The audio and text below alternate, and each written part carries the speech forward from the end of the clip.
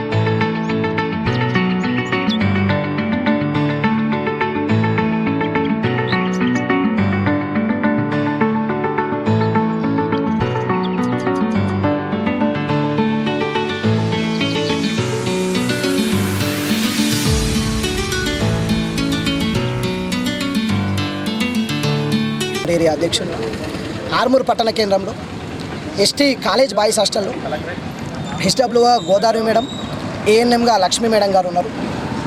ప్రధానంగా ఏంటంటే గోదావరి మేడం గారు ఏప్రిల్లో ఛార్జ్ తీసుకున్నారు. ఏప్రిల్లో ఛార్జ్ తీసుకున్నాక ప్రధానంగా అక్కడ మెనూ ప్రకారం ఎలాంటి అంటే మెనూ పాటిస్తలేదు. కనీసం మనం చూడగలిగిన మెనూ అనేది మెస్లో కావచ్చు, లేదంటే బిల్డింగ్ డార్మెంటరీలోనే ఎక్కడన్నా పేస్ట్ చేసి ఉండాలి. అట్లాంటిది ఏది లేదు. కనీసం విద్యార్థులకు మెనూ అంటే కూడా తెలియదు. మేడం ఏం చేస్తారంటే మెనూలో 5 గుడ్లు 5 బనానాలు ఉంటాయి. వారానికి 5 గుడ్లు 5 బనానాలు ఇవ్వాలి. మేడం 3-4 మాత్రమే ఇస్తున్నారు. ఒక్కొక్కరికి 175 గ్రామ్స్ చికెన్ రావాలి. 2 times ట్వైస్ రావాలి, గురువారము ఆదివారం. కానీ మేడం అట్లా తెప్పిస్తలేదు. 175 గ్రామ్స్ కన్నా తక్కువనే తెప్పిస్తున్నారు. అట్లాగే మిల్క్ కావచ్చు 80 ml రావాలా, 80 ml తెప్పిస్తలేదు. 150 మందికి కేవలం 5 లీటర్ల పాలు ఎట్లా సరిపోతాయి? పొద్దున రాగి జావ ఉంటుంది, నైట్కు కర్రీ పెరుగు ఉంటుంది. మరి 5 లీటర్ల పాలు ఎట్లా తెప్పిస్తున్నారని మేము ప్రశ్నిస్తూ ఉన్నాం. మరి అక్కడ ఉన్నటువంటి రైసు తక్కువ స్ట్రెంత్ ఉన్నా కానీ మేడము ఎక్కువగా అటెండెన్స్ చేసుకుంటున్నారు. అట్లాగే అక్కడ ఎక్కడ చూసుకున్నా కానీ టాయిలెట్స్ క్లీన్గా లేవు, శానిటరీ లేదు. అసలు విద్యార్థులు ప్రశ్నిస్తే విద్యార్థులకు ఏమంటున్నారు అంటే, మేడం మీరు ఏం చేసుకుంటారో చేసుకోరు, నన్ను ఏ అధికారి ఏం చేయలేడు, వాళ్ళతో వల్గర్గా తిడుతున్నారు. మేడం అవసరం అనుకుంటే నేను మీ అందరి మీద, నేను లేడీ వార్డెన్ ఉన్నా, నేను తలుచుకుంటే మీ అందరి మీద కేసు పెడతా, నన్ను హెరాస్ చేసిరని, నా మీద విజిలేసిరని మేడం భయభ్రాంతులకు గురి చేస్తున్నారు. ఇక్కడ ఉన్నటువంటి వాళ్ళు కొంతమంది మేడం ఏమంటారు, మీరు ఏం చదువుతున్నారు, మీకు తిండికి దిక్కు లేకుండా వచ్చారని మేడం వాళ్ళ హస్బెండ్ అంటూ ఉంటారు. మేడం వాళ్ళ హస్బెండ్ కూడా హాస్టల్కి వచ్చి మీకు తిండికి గతి లేక వచ్చిర్రు, మీరు ఇక్కడ ఏంద్రా, మీరు ఇక్కడ ఏం మాట్లాడుతున్నారని సార్ అంటారు. మేడం కూడా అదే పద్ధతిలో అంటారు, మీరు సప్లీలు ఉన్నాయి అంటే సప్లీలు ఉంటే విద్యార్థులు ప్రశ్నించద్దంటే వాళ్ళకి అన్నం పెట్టద్దంటారు గవర్నమెంట్. అయితే రాష్ట్ర వ్యాప్తంగా ఉన్నటువంటి హాస్టళ్లలో ఎంతమంది ఫెయిల్ అయ్యారు, మరి వాళ్ళందరికీ ఇట్లా జరుగుతుందా? లేదు, ప్రధానంగా ఏ హాస్టల్లో జరుగుతుంది, ఇక్కడ ఉన్నటువంటి DTDO గారు కావచ్చు, ఇక్కడ ఉన్నటువంటి ఉన్నతాధికారులు అందరూ ఏం చేస్తున్నారు? దాని విజిట్ కూడా తనిఖీ చేయలేని స్థితిలో కూడా ఉన్నారు. 2 నెలలు అయింది స్టార్ట్ అయ్యి. జూన్ 1కి స్టార్ట్ కావాల్సిన హాస్టల్ 25కి స్టార్ట్ అయింది జూన్. మరి 20 డేస్ వరకు స్టార్ట్ కాకుండా ఉన్నతాధికారులు ఏం చేస్తున్నారు అంటే దాన్ని తనిఖీ చెయ్యారా, ప్రశ్నించారా, అడిగారా? కనీసం విజిట్ చేయలేని స్థితిలో ఉన్నారు. వెంటనే దాన్ని విజిట్ చేయాలా, దానిపైన పూర్తిగా నివేదిక తయారు చేయాలా, వెంటనే మేడంని తొలగించాలా. ఎందుకంటే అది కాలేజ్ హాస్టల్ కాబట్టి డిగ్రీ నుండి ఇంటర్ PG వరకు కూడా చదివి వీళ్ళు ఉంటారు కాబట్టి దీన్ని దృష్టిలో పెట్టుకున్నా మేడం ఆల్రెడీ పోలీస్ స్టేషన్లో ఫిర్యాదు చేస్తానని హెరాస్ చేశారని మేడం బెదిరిస్తూ ఉన్నారు. దానికి సంబంధించినటువంటి ఆడియో రికార్డింగ్స్ కూడా మా దగ్గర ఉన్నాయి ఎవిడెన్స్గా. వెంటనే వాటిని పరిగణలోకి తీసుకున్నా మేడంని తొలగించాలని మేము PDS డిమాండ్ చేస్తాం. లేదంటే ఖచ్చితంగా ఈ పోరాటం ఆగదు. మేడంని తొలగించేంత వరకు పోరాటం చేస్తుంటాం, లేదంటే మెనూ ప్రకారం పెట్టేంత వరకైనా పోరాటం చేస్తూ ఉంటాం. నేను గవర్నమెంట్ జూనియర్ కాలేజ్ బాయ్స్ ఆర్మూర్లో చదువుతున్నాను. ఎస్టీ హాస్టల్లో ఉంటాను. నాకు ఫుడ్ మెనూ ప్రకారం పెట్టడం లేదు. వాళ్ళ మెనూ ప్రకారం అడిగితే మాకు వార్డెన్ మేడం గోదావరి మేడం తిట్టడం జరిగింది, బూతు మాటలు తిడుతుంది. వాళ్ళ మెనూ ప్రకారం అడిగితే ఎందుకు మీకు సప్లీలు ఉన్నాయి, మీరు ఏం చేస్తారు, నేను పెట్టిన ప్రకారమే తినాలా మీరు అని అంటుంది, బెదిరిస్తుంది. మాకు మా హాస్టల్లో లేడీ మేడం వద్దు, మాకు వార్డెన్ సారే కావాలని మేము కోరుతున్నాము. కొట్టకుండా విజిల్ కొట్టిరు మీరు, మీకు అరెస్ట్ చేస్తా, పోలీస్ స్టేషన్లో అరెస్ట్ చేపిస్తా అని మాకు బెదిరిస్తుంది మేడం. చదువుతున్నా, ఇప్పుడు ఫైనల్ ఇయర్. నేను ఎస్టీ కాలేజ్ బాయ్స్ హాస్టల్లో ఉంటాను. వార్డెన్ మేడం సంస్కరణ మెనూ ప్రకారం భోజనం పెట్టడం లేదు, ఇష్టం ప్రవర్తనం చాలా ప్రక్రియ ఘోరంగా మాట్లాడటం జరుగుతున్నది. మేడం వారు ఎంత చెప్పినా అని దాన్ని గమనించడం లేదు. ఇంత ఫుడ్కరమైన ఘోరంగా ఇన్సెక్ట్స్ రావడం, ఫుడ్లో చాలా ప్రమాదకరమైన ఘోరంగా ఫుడ్ ఉంది మాకు. ఇవి చాలా మార్చాలని మేము డిమాండ్ చేస్తూ ఉన్నాం. దీని గురించి వార్డెన్ మేడం ఘోరంగా బూత్ మాటలు తిట్టడం జరిగింది. స్టూడెంట్స్కి ఇష్టమైన మాటలు తిట్టడం జరిగింది. పిల్లలను చూడకుండా, పెద్దలను చూడకుండా, అన్నలను చూడకుండా ఇష్టమైన మాటలు మాట్లాడడం జరిగింది. దీని గురించి మేము చాలా కఠినంగా నిర్ణయం తీసుకుంటామని, వార్డెన్ మేడం తొలగించే వరకు మేము పోరాడతామని డిమాండ్ చేస్తున్నాం. అంటే అక్కడ ఉన్నటువంటి MRO గారు, RI గారు విజిట్ చేసినాక కూడా మనం చూసుకున్నట్టయితే అక్కడ అదే పరిస్థితి ఉన్నది. మొత్తం పురుగులతో బనానా, ఇంత ఖరాబ్ అయిన బనానా ఇవి ఇక్కడ చూసుకున్నట్టయితే ఆల్రెడీ డాట్ మార్క్ చేసి ఉన్నది, కనిపిస్తూ ఉన్నది. ఇవి కూరగాయల పరిస్థితి అయితే ఈ విధంగా ఉన్నది. ఫస్ట్ నాడు విత్ GPS డేట్ 29th నాడైతే బాత్రూమ్లలో ఎంత అద్మానంగా ఉన్నదంటే ఇగో చూడండి ఒకసారి చూసుకున్నట్టయితే మొత్తం. ఇది సబ్ కలెక్టర్ సార్ గారికి ఇచ్చిన రిసీప్ట్.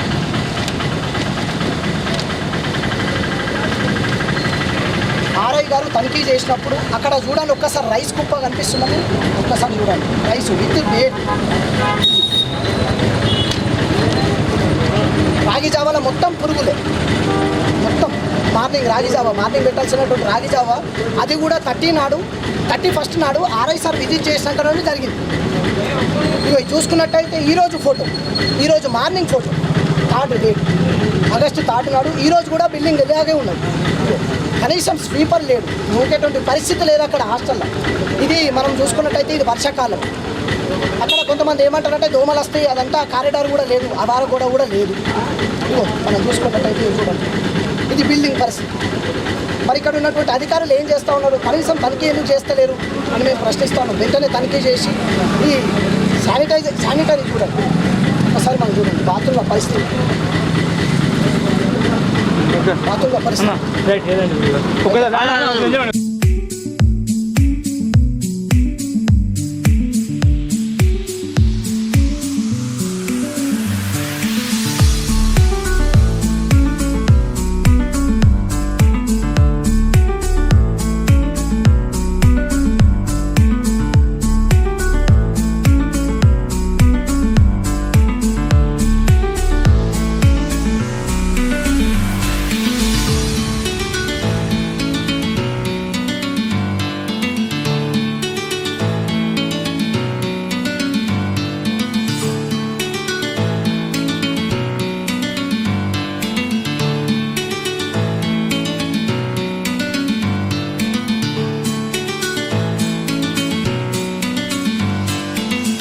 ధరణి ఆపరేటర్గా విధులు నిర్వహిస్తున్నాను.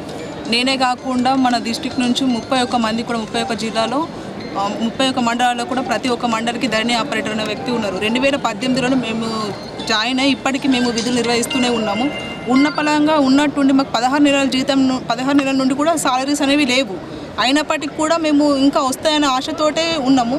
రెన్యువల్ చేయకుండా అట్లీస్ట్ మా వేతనాలు మాకు ఇవ్వకుండా ఉన్న పలంగా నైట్ మేము తీసేస్తున్నాము, జూనియర్ అసిస్టెంట్లకు ఇవ్వాలి అన్నట్టు లెటర్ వచ్చేసింది. మేము అదే టెన్షన్ తోటి ఇక్కడికి వచ్చినాము. అట్లీస్ట్ మా జీతాలైనా మాకు ఇప్పించాలని చెప్పేసి మేము రిక్వెస్ట్ చేస్తున్నాము. ఉన్న పలంగా మా జీతాలు మాకు 16 నెలల జీతాలు ఇప్పించి మా రెన్యువల్ ప్రాసెస్ ఏదైనా చేయించాలని చెప్పేసి మేము కోరుకుంటున్నాము. మొత్తంలో 635 మంది ఉన్నాం మేము. ఇప్పుడు ఉన్న పలంగా ఒకటేసారి ఉన్నట్టుండి ఎటువంటి సోర్సెస్ లేకుండా కూడా మాకు ఉన్న పలంగా తీసేస్తే సోర్సెస్ వెతుక్కోవడానికి కూడా మాకు టైం లేకుండా ఇవ్వడం ఇది కరెక్ట్ కాదు కదా.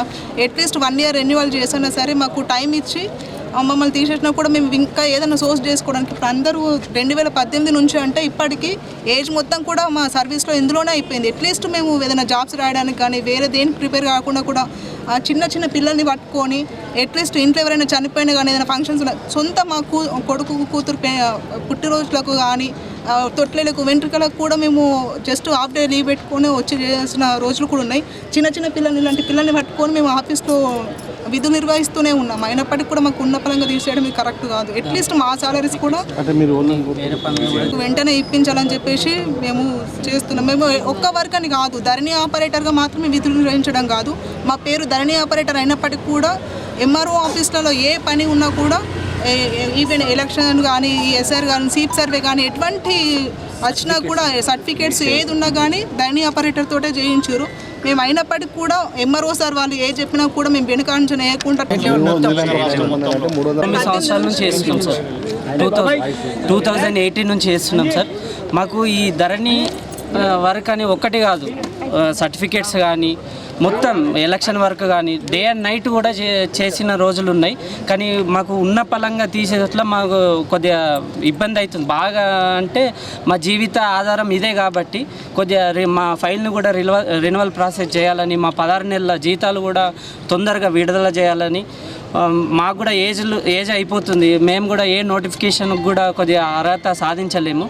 కనీసం మా ఒక ఉద్యోగ భద్రత కల్పించాలని కోరుతున్నాం సార్.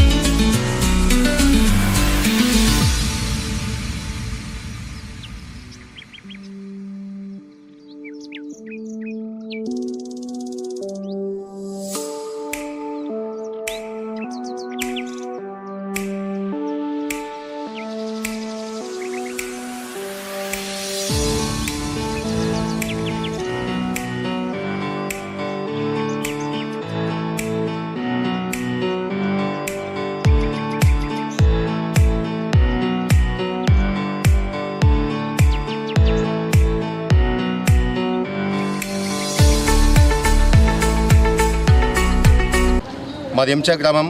ఈరోజు ప్రజావానికి మా ఎంచ గ్రామం నుంచి మా గ్రామ సర్పంచ్ అండ్ మా గ్రామ వీడీసీ అధ్యక్షుడు, అదేవిధంగా మా గ్రామ ప్రజలు, రైతులు, యువకులు అందరం పెద్ద ఎత్తున ఇక్కడికి వచ్చి మరి మా ఎంచ గ్రామంలో పుష్కర ఘాట్ ఏర్పాటు చేయాలన్నది కొన్ని దశాబ్దాల కళ మాది.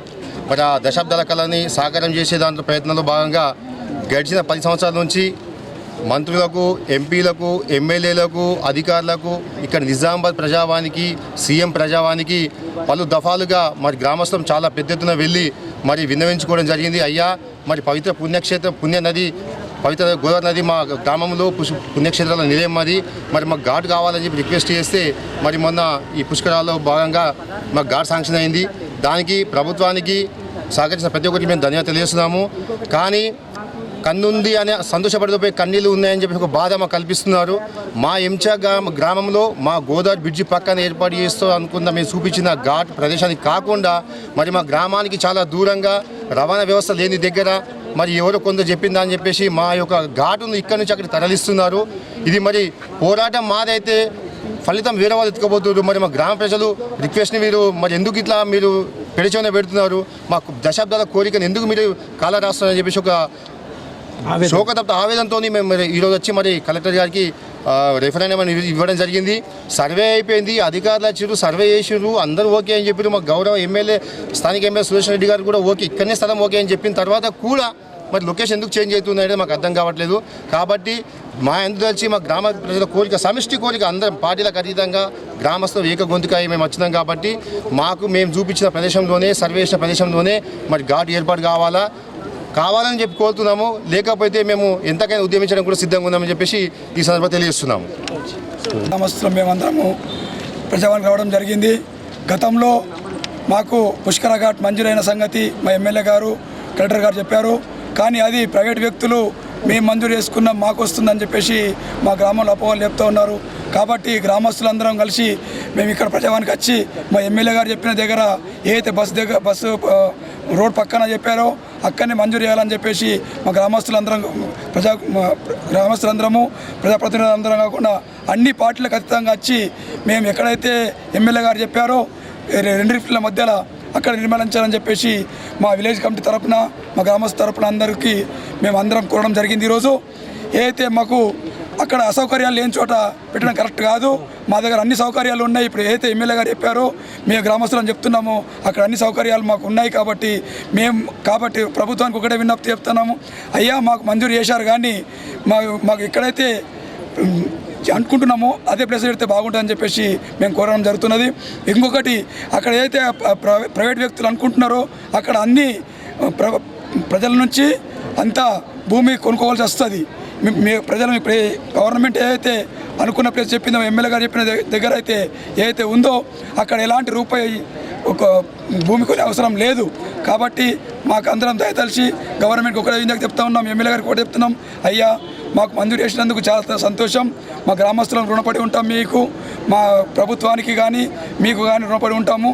అయ్యా మా గ్రామస్తుల మేరకు మాకు పుష్కర ఘాటు ఇక్కడిని బస్సు రోడ్డు పక్కన మంజూరు చేసి మాకు ఇక్కడ నిర్మించాలని చెప్పేసి కోరుతా ఉన్నాము. అందరికి ధన్యవాదాలు. చేశాం రాజేశ్వర్, నేను గ్రామ అభివృద్ధి కమిటీ అధ్యక్షుడిని. ఎందుకంటే మా ఎంచా గ్రామానికి ప్రభుత్వము పుష్కర ఘాటు శాంక్షన్ చేసింది. అయితే ఆ పుష్కర ఘాటు శాంక్షన్ చేయడం చాలా సంతోషకరము. ఎందుకంటే మా దగ్గర అనువైనటువంటి నీళ్లు ఉన్నాయి గోదావరి లోపల, మరియు పార్కింగ్ కోసము ఒక కనీసము 12 ఎకరాల ఎస్ఆర్ఎస్పి ల్యాండ్ ఉంది, విఐపి పార్కింగ్ కోసము 5 ఎకరాల ల్యాండ్ ఉంది, ఎండోమెంట్ ల్యాండ్ 3 ఎకరాల ల్యాండ్ ఉంది. కాబట్టి పార్కింగ్కి ఏం కొదవ లేకుండా ఉన్నటువంటి ఘాటు మా ఎంచా లోపల నిర్మించాలని మేము ప్రజలను కోరుతున్నాము. ఇంకోటి ఏంటంటే, కొందరు వ్యక్తులు దాన్ని తరలించి వేరే అల్జాపూర్ శివారం లోపల ఘాట్ని నిర్మించాలని చెప్పి అనుకుంటున్నారు. కాబట్టి అక్కడ ఉన్నటువంటి నీళ్లు వ్యవస్థ సరిగ్గా లేదు. మరియు ఇంకోటి ఏంటంటే, అక్కడ పార్కింగ్ వ్యవస్థ కూడా లేదు, మొత్తం రోడ్డు వ్యవస్థ కూడా లేదు. అలాంటి జాగ లోపల పార్కింగ్ పుష్కర ఘాట్ ఏర్పాటు చేయాలని చెప్పేసి వారు అనుకుంటున్నారు. అది కరెక్ట్ కాదు. కాబట్టి మన హిందూ సాంప్రదాయం ప్రకారము మనము గోదావరి లోపల అస్థికలు కూడా కలుపుతాము.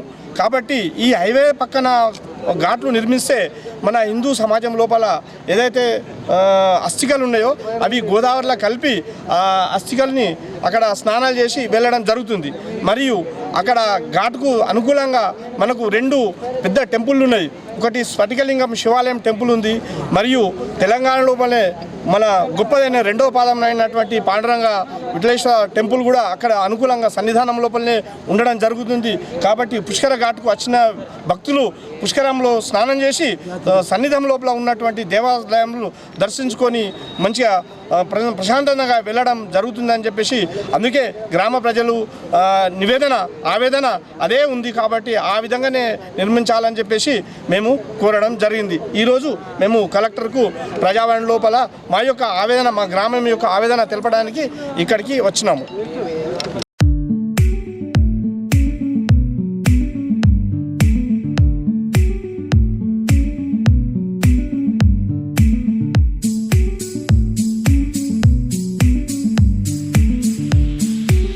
కొండూరు గ్రామ ఎక్స్ సర్పంచ్, నా పేరు అశోక్. మా గ్రామంలో ప్రజెంట్ ఉన్న సర్పంచ్ భర్త హనుమాన్ టెంపుల్కి సంబంధించిన స్థలంలో మహిళా బిల్డింగ్ కట్టే ప్రయత్నం చేస్తుండు. అంతకుముందు మహిళా బిల్డింగ్ వేరే దగ్గర ప్లేస్ ఉంది, అక్కడ కట్టుకోమని చెప్పినాము. అక్కడ ముగ్గు పోసిండ్రు, కొబ్బరికాయ కూడా కొట్టిండ్రు. కొబ్బరికాయ కొట్టిన తర్వాత మళ్ళీ హనుమాన్ టెంపుల్కు అడ్డంగా కట్టి మత విద్వేషాలు సృష్టించడం, గొడవలకు పాల్పడడం చేస్తుండు. ఇట్టి విషయంపై మొన్న ప్రశ్నించినందుకు మా గ్రామంలోని దాదాపు 12-13 మంది యువకులపై కేసులు నమోదు చేసిండ్రు. కేసులు నమోదు చేసి అక్రమంగా కేసులు బనాయించి ఆ యొక్క హనుమాన్ టెంపుల్కి సంబంధించిన భూమిని కబ్జా చేసే ప్రయత్నం చేస్తున్నారు.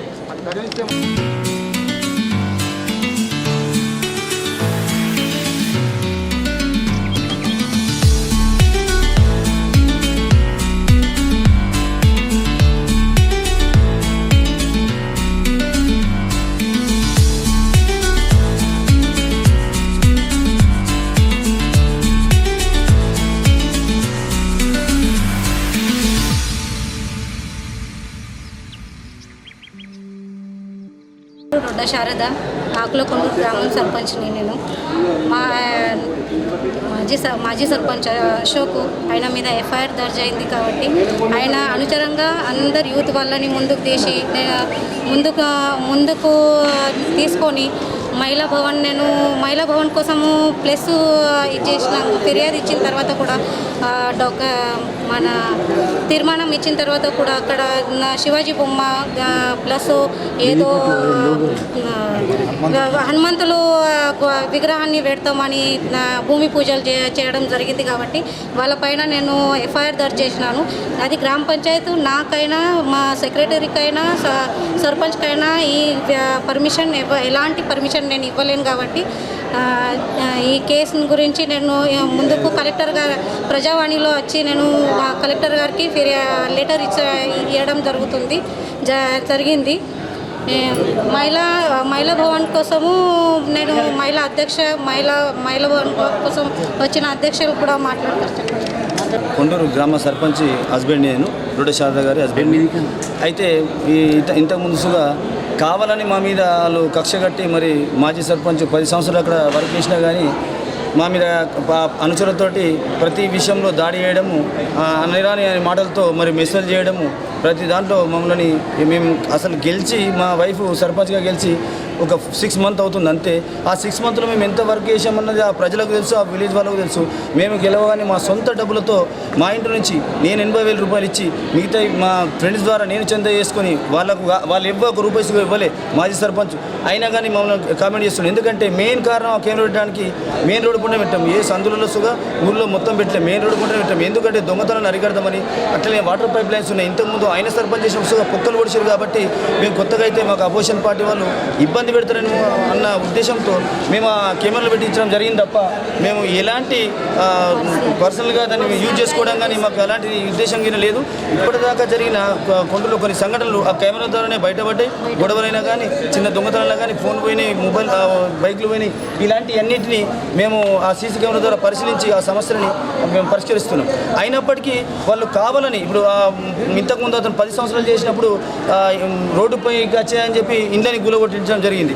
ఆ డబ్బులని మా వైఫ్ అయిన శారద గారు అడగడం వల్ల వాళ్ళు కావాలని, ఎందుకంటే ఆ డబ్బుల్ని ఎక్కడ జమ చేయాలి అయినా సర్పంచ్గా చేసినప్పుడు ఖచ్చితంగా మన గ్రామ పంచాయతీ అకౌంట్లో జమ చేయాలి. కానీ ఆయన గ్రామ పంచాయతీ అకౌంట్లో జమ చేయకుండా సొంతగా వాడుకొని ఇప్పుడు అడిగినందుకు గాను ఆమెను ఏం చేయలేక సర్పంచ్ గారి భర్త అయినటువంటి నన్ను టార్చర్ చేస్తూ నా మీద ఇలిగేషన్ చేస్తూ ప్రతి దాంట్లో నన్ను దోషిగా చూపిస్తున్నారు. అది ఇక వారి నిర్ణయానికి నేను వదిలేస్తున్నా. తప్పైన ఒప్పైన పైవారు వాళ్ళు గమనిస్తూ ఉంటారు. నేను సుగా ఏ శిక్షకైనా నేను తప్పు చేస్తే నేను అర్హుడిని, నేను ఎలాంటి తప్పు చేయలే కాబట్టి మేము ఇక్కడికి వచ్చి కలెక్టర్ గారికి మా మనవి మొరబెట్టుకున్నాం. ఇంకా మేము సిపి గారి దగ్గర వెళ్తాం దీనిపైన. ఎందుకంటే వాళ్ళ అనుచరులతో మాకు పానగండ ఉంది, మా పైన దాడి చేసే అవకాశాలు ఉన్నాయి, అదే మేము చెప్పాం. Thank you. మండలం జాన్కంపేట గ్రామ ఉప సర్పంచ్ని. నా పేరు నీలం కృష్ణ. మాది మా శ్రీ లక్ష్మీ నరసింహస్వామి టెంపుల్ దేవస్థానంలో గత 2 సంవత్సరాల నుంచి మాకు చైర్మన్ లేడు. ఈ వ్యవధిలో మా ఎమ్మెల్యే గారు మాకు చైర్మన్ని మా ఊరు ఒక చిలక రవికి ఆయనకు చైర్మన్ పదవి ఇచ్చారు. దీనిలో భాగంగా యథావిధిగా ప్రతి ఒక్క డైరెక్టర్ ఒక మెంబరు మా గ్రామాలు వాసి ఉంటారు. ఇక తదుపరి తాడడం వాళ్ళు ఉంటారు. కానీ ఈ సంవత్సరము మన నిజామాబాద్ నుంచి ఒక కొత్త డైరెక్టర్ తీసుకొచ్చి మా ఆలయానికి పెట్టారు. దాన్ని ఒకసారి మన ఎమ్మెల్యే గారు దయచుకున్నాను. మా గ్రామ మనిషిని పెడితే చాలా బాగుంటుంది అని చెప్పేసి ఈ మన మీడియా మిత్రుల ద్వారా తెలియజేయడం అయింది.